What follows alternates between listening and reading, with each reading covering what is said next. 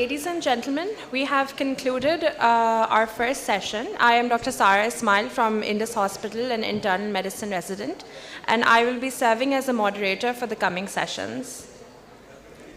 Ladies and gentlemen, please allow us to introduce the chair for the second session of the day.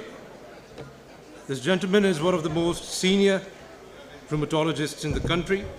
He has previously served as head of the Department of Rheumatology at Pakistan Institute of Medical Sciences, Islamabad, and he has over 3 decades of experience in this field. I would like to invite on stage Professor Wajahat Aziz. Ladies and gentlemen, can we have a round of applause for Professor Wajahat Aziz?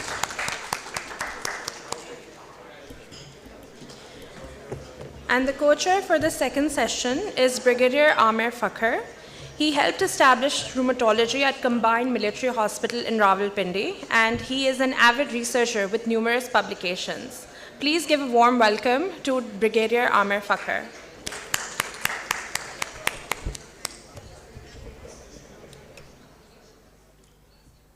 Ladies and gentlemen, we'd like to carry on. The first speaker for the second session of the day is currently serving as a consultant rheumatologist at the Royal Blackburn Teaching Hospital, Lancashire. He has previously worked in Pakistan at Baig University Hospital. Ladies and gentlemen, please put your hands together for Professor Mirza Shakil Baig. Bismillahir Rahmanir Rahim. Nahmaduhu wa nusalli ala rasulihil kareem. So today I'm giving a talk on large vessel vasculitis. What I have preferred and chosen is to share some case experiences and clinical scenarios rather than bombarding you with some more big charts and lots of knowledge.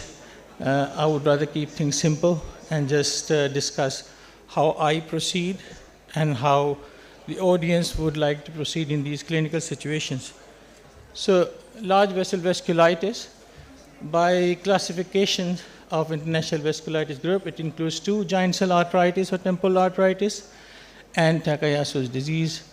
But there are some more conditions uncommon, though, but possible: idiopathic isolated aortitis, and large vessel vasculitis can be part of another form of vasculitis, such as Cogan syndrome and elapsing polychondritis. Next, in 20 minutes, I can only talk about one of the conditions I have chosen, giant cell arteritis or temporal arteritis. So I start with this case report. I've got this 78-year-old female with a history of glaucoma. She presented to the GP with new onset of left temporal headaches and left eye blurring of vision.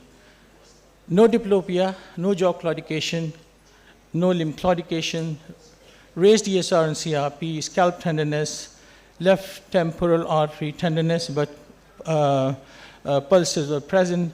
Both radials were equal and normal. What will be the next step? So GP did the right thing, urgent ophthalmological referral. The ophthalmology examination included pressure measurement, which were normal, fundal examination. They couldn't find anything abnormal. The next step. So the GP already started the patients with prednisolone, and this is vital in these situations, that the blood should be withdrawn at the time of starting prednisolone for ESR and CRP and some other bloods which they think appropriate, and then start the prednisolone without waiting for further delay, because that's vital. Now, the GP did that. Urgent temporal artery biopsy was requested, and the result came back as positive for GCA changes. Responded to prednisolone, resolution of all symptoms within days. So a little bit about giant cell arteritis is also known as temporal arteritis, predominantly affect the aorta and its major branches, with predilection for branches of the carotid, including the superficial temporal arteries. The onset of the disease usually occurs in patients older than 50. So I would recommend those trainees, especially GPs, be very careful in diagnosing GCA less than 50, very, very unusual. With marked increase incidence in 7th and 8th decades of life, commonest form of vasculitis.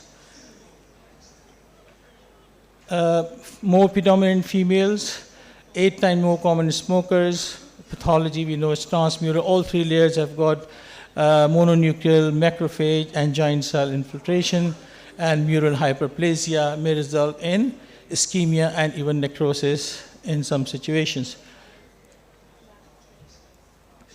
So giant cell artery affect large, medium, and even small vessels. And that's what happens in posterior ciliary arteries, which can lead to sudden visual loss. Temporal artery most commonly involved, ophthalmic artery, occipital artery, vertebral artery, and posterior ciliary artery can all get involved in a bit lesser percentage. So you can see important areas. Now these are the posterior ciliary artery, which can result in sudden blindness or blurring of vision. Some of these arteries, these branches which supply the extraocular muscle, may get involved and result in diplopia, which is another important symptom in this condition. So other blood vessels can also be involved less frequently. For example, subclavian artery, main carotid artery, subclinical aortic involvement, we'll discuss that. It can cause complication of aortic aneurysm, and iliac artery much less commonly.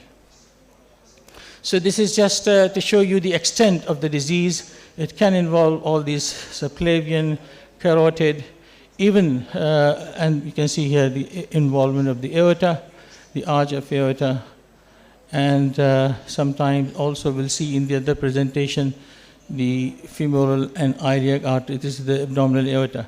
So it is a very extensive disease, although more predilection for the branches of common carotid arteries. Symptoms, headaches, but new onset is the key. Headache is very common symptoms. Not every headache is taken as suspicious of GCA. So new onset of headache, usually very severe crushing, usually in the temporal or occipital region, and jaw claudication, although seen in not all cases, maybe 20 to 30, but very suggestive sign. And neck pain may be a presenting feature. Scalp tenderness, also very suggestive. Visual features, blooding, diplopia, blindness because of, as I mentioned, involvement of the posterior ciliary artery. Acute ischemic optic neuropathy can be caused.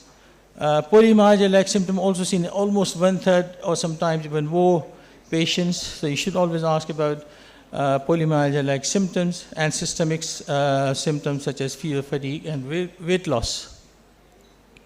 Signs, temporal artery tenderness, nodularity, reduced or absent pulsation, tortuosity, scalp tenderness, as I mentioned, and less commonly, very rare, we sometimes see skin necrosis even of the scalp or these areas where the ischemic changes take place, or sometimes tongue necrosis. There is 10 to 10% involvement of subclavian, quite useful when we're doing Doppler's ultrasound, color Doppler ultrasound. They always include subclavian vessels in their screening test. So it's just a summary of what I just mentioned. I just move on. So the diagnosis is suggestive history, clinical diagnosis. Certainly age above 50, as I mentioned, but it's more predominant between 70 to 90. Raised ESR-CRP, very important. And color Doppler ultrasound, if done within 3 to 7 days of starting the steroids, may be positive, although negative does not rule out temporal arteritis. So temporal artery biopsy is the gold standard treatment, should be done in all cases. Yes, if you find a positive Dopplers, then we may not require temporal artery biopsy, but in all the cases we have to go ahead, and this is the gold standard test. Other tests, imaging tests, may be in different situations employed, for example, MRA, with a special sequence called black blood sequence. I'll show you a few pictures of that, PET-CT and CT angiogram. So this is the typical halo sign of the ultrasound, cross-sectional ultrasound image, and this is pathognomonic, also diagnostic of GCA. These are the histological. You can see all the 3 layers are involved, and these are typical giant cells, and you see the granuloma in this biopsy specimen. So, so what's the important practical question comes? What is the time? When should you do and not do temporal artery biopsy because steroids have already been started to save the vision and to save the complications. So it's not always easy to get the vascular surgeons to do the biopsy in time. So the ideal time is within 2 weeks of starting steroids. It's everybody believes that yes, if you do it within this time, then the result is reliable. But after that, you may or may not see the positive findings. So if positive result after 2 weeks is probably still significant, a negative result does not rule out probability of GCA. So some studies suggest 2 to 4 weeks of steroid may substantially alter pathology, while others think that it may still be used after 4 weeks also. So it's just your individual choice whether you want to go ahead with the biopsy after 2 weeks and after 4 weeks. But positive TAP, temporal artery biopsy, is strongly suggestive of GCA, but negative TAP does not rule out GCA. That's very important. So treatment is, as I mentioned, prednisolone is usually preferred. If there are no visual symptoms, 40 milligrams, 60 milligrams, usually I prefer to do in patients who have got 60 milligrams. That patient had visual symptoms and was started on 40, but that was the choice of the GP and the ophthalmologist. We sometimes require pulse IV methylprednisolone, 3 successive doses, if there's real threat to the vision, so this is something which is required. Prednisolone usually tapered within 12 to 18 months of therapy in majority of the patient, which means that they can be tapered off steroid.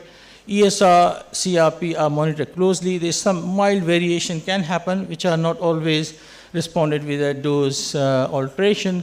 Gastroprotective agent, calcium, vitamin D3, and bone protective agents are integral part of the treatment. So steroid tapering in this case was difficult below 20 milligrams. There was some blurring when she was reduced to 17.5 a couple of times.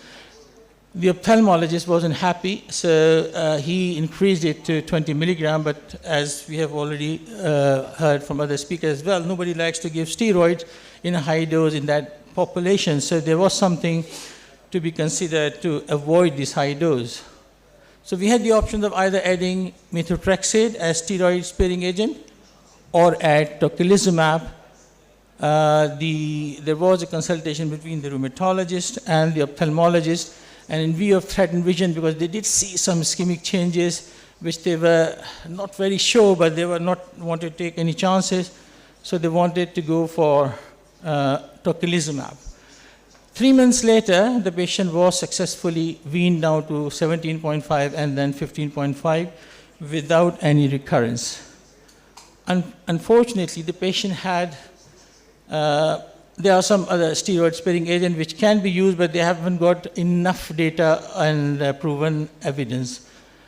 So this case, unfortunately, she had some abdominal symptom, bloating, positive stool for FIT, was investigated by the GI team.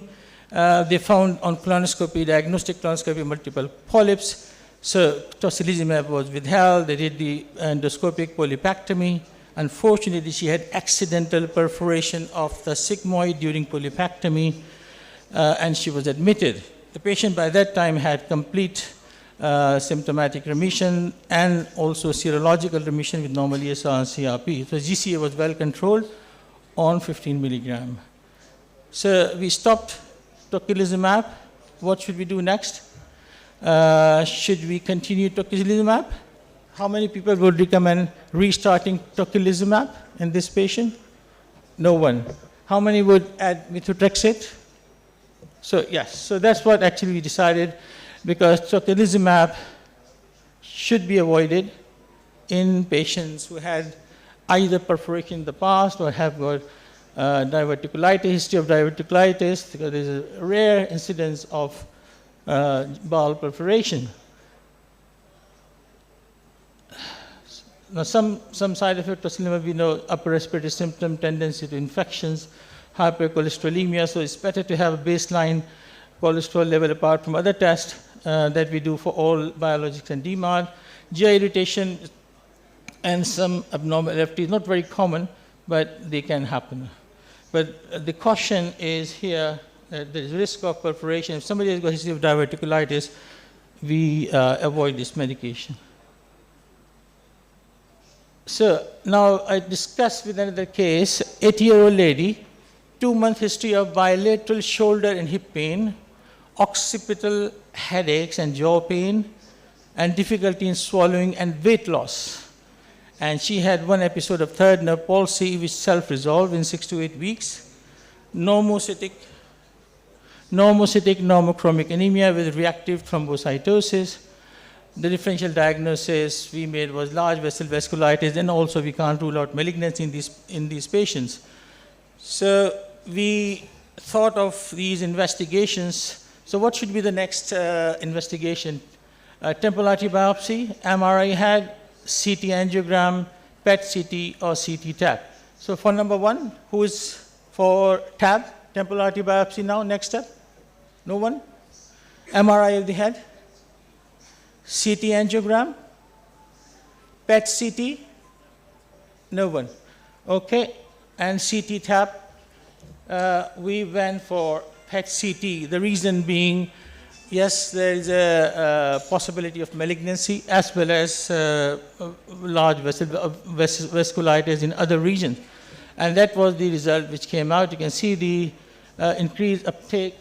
So we diagnosed as a case of large vessel GCA, where you have involvement of other branches of the aorta, especially subclavian or neck or femoral vessels. This patient was started on steroids. TAB is, this is the information about large vessel GCA, that TAB may be negative in about 50% of the patients. Imaging modalities of the other which I mentioned are not usually required in typical GCA with temporal artery involvement, but here we use them. CTA can be used, full MRA, PET CT, or color Doppler ultrasound is not so useful here. Complications of GCA, blindness can happen suddenly, we discussed that. Stroke can happen if there's vertebral artery involvement. MI, dissecting aneurysm, skin necrosis, they are not common, but possible. Bowel ischemia, I've seen one case. Limb ischemia, I've seen few cases. Right. Another case, very brief, 70-year-old lady with known GCA, no recurrence of headaches, persistently raised inflammatory marker, no headaches, persistently raised inflammatory markers, and recurrent cerebellar infarcts. So this is the slide provided to me by one of our radiologists, and they said this is an MRI, and they used enhancement, and you can see these are very thickened and enhanced with the contrast. So they diagnosed it as vertebral artery involvement of large vessel vasculitis. You can see there, so there's a lot of enhancement, and that could explain why the patient had recurrent cerebral infarct. So this patient was again restarted with this steroid with a steroid-sparing agent. So another case, polymyalgia rheumatica, 5 months, bilateral jaw pain for last 2 years, worsening for last 4 days, high ESR-CRP, Doppler ultrasound temporal artery, and axillary artery was negative. The patient didn't want TAB. Again, the radiologist provided these images, and it shows involvement of the temporal artery frontal branches. So sometimes these modalities, diagnostic modalities, can be very useful.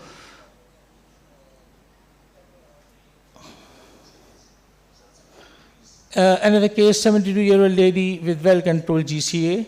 This is a practical problem that we may face. For last 2.5 years, on 4 milligram of prednisolone, patient complained of weakness, dizziness, nausea, hypotension, last reduction of steroid. ESR and CRP were normal, no headaches. What could be the cause? So, who will add methotrexate and continue reducing steroids? Anyone? Okay. Who would add tocilizumab and continue reducing steroids? No one. Who would add a check 9 EM serum cortisol level? Plenty of people. Do a short synecting test? Okay, a few people. No change. Okay, so we went for this option, check 9 a.m. serum cortisol. I'll tell you why. So 9 a.m. cortisol level was 59. And so I'm not telling you what is the range. So the next option is 9 a.m. cortisol is 59. So what is the next option? Would you request a short connecting test? Who would do that? You will do that, okay. Stop prednisolone. Who would do that? No one. Give a shot of IM methyl prednisolone. Who would do that? Refer to endocrinology team. Okay, few hands, yes. Continue reducing prednisolone. No one. Okay. So yes, so this was actually a very low level. So less than 100, 9 a.m. cortisol level, you don't need to do any further tests. That's what our endocrinologist has given us the tips, few tips to reduce referral to them. Say, if it's less than 100, no further need for any test. This is confirmed adrenal insufficiency. If it's more than 350 at 9 a.m., then again, this is a normal test and no need for further test. It's only between 100 and 350 that you need to confirm or exclude by doing short connecting tests. So that's why we didn't go ahead with short connecting tests. In that case, we refer to the endocrinologist who started on a baseline long-term prednisolone. So I'll just go to the summary. So we're almost finished. Common vasculitis, mainly seen in aging population with inflammatory markers. Temporal artery biopsy is gold standard. It may, if we do CDUS, which is color Doppler ultrasound, very early, it may obviate the need for biopsy. And let me tell you, there is no consensus on the timing. Usually it should be within 7 days, but a lot of authorities think it should be less than 72 hours of steroid exposure. A sudden blindness could be one of the grave consequences. Delay in starting glucocorticoids may be detrimental, so it should be started as soon as we take the blood and we suspect the condition. Unexplained persistently raised. Now this is something which we shouldn't miss out because this is not seen frequently, but it may be there. Unexplained persistently raised ESR in the absence of headaches or any other GCA symptoms, but patient has got general unwell feeling, systemic upset, go for a PET CT or CTA. Now PET CT, they will not do it if you're giving a dose higher than 5 milligram of prednisolone. So in that situation, you can go for CT angiogram. Tocilizumab and methotrexate may be required as steroid-sparing agents. Prognosis is generally good, but there's almost up to So prognosis is generally good, and almost 2/3 of the patient can be weaned off GCA glucocorticoid within 2 years. Unfortunately, relapse is common, and something like up to 1/3 may relapse within a year. Thank you very much. Thank you, Dr. Mirza Shakil Baig, for your time and your contribution to our event.